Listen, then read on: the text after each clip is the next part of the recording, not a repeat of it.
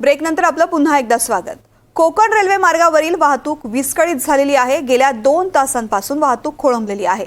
निवसर ते आडवली दरम्यान overhead wire तुटल्यामुळे वाहतूक विस्कळीत झाली आहे। राजापूर रेल्वे स्टेशनवरती राजधानी एक्सप्रेस 1 तासापासून थांबली असल्यामुळे प्रवाशांचा खोळंबा झालेला आहे। कोकण रेल्वे मार्गावरील वाहतूक विस्कळीत झालेली आहे। गेल्या 2 तासांपासून इथली वाहतूक खोळंबलेली आहे। या ठिकाणचा आढावा घेतला माझ्या सहकाऱ्यांनी, पाहूयात।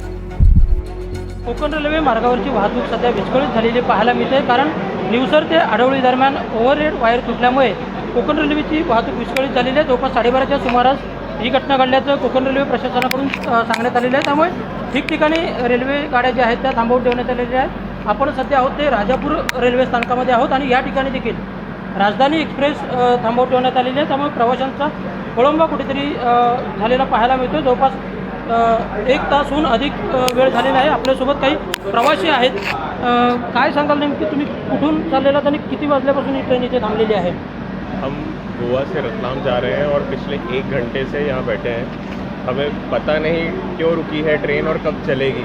हमारे साथ छोटे बच्चे हैं, तो राजधानी जैसी ट्रेन इतना लेट हो रही है, बहुत सरप्राइजिंग है कि हमारी आगे कनेक्टिविटी ट्रेन है, हमें मिलेगी नहीं मिलेगी उसका कोई हमें अनुमान नहीं है, तो बहुत परेशान हो रहे हैं हम यहाँ। निश्चितच प्रवासी जे आहेत ते इथे कुठेतरी परेशान झालेले आपल्याला पाहायला मिळतात। आपल्यासोबत आणखी काही प्रवासी आहेत। तुम्ही काय सांगाल, कुठून आलेलात, कुठे चाललेला आहात? मी राजापूरवरून आलेलो आहे। याच्या मागची येणारी ट्रेन पकडायसाठी आम्ही सकाळी 11 वाजता घरातून निघालो, 12ला स्टेशनला पोहोचलो आहे। 12:20ची टायमिंग आहे ट्रेनची, पण 2:30 वाजले अजूनपर्यंत सुद्धा गाडी नाही आली आणि 2-2.5 तास झाले आम्ही थांबलेलो आहे तिकडे।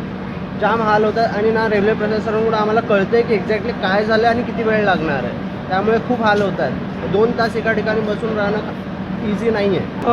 अजून किती वेळ लागू शकतो हे अद्यापही, म्हणजे वाहतूक सुरळीत व्हायला हे अद्यापही स्पष्ट झालेलं नाही आहे। त्यामुळे निश्चितच प्रवाशांचा खोळंबा झालेला पाहायला मिळतोय। राकेश घोडेकर, NDTV मराठी, राजापूर, रत्नागिरी।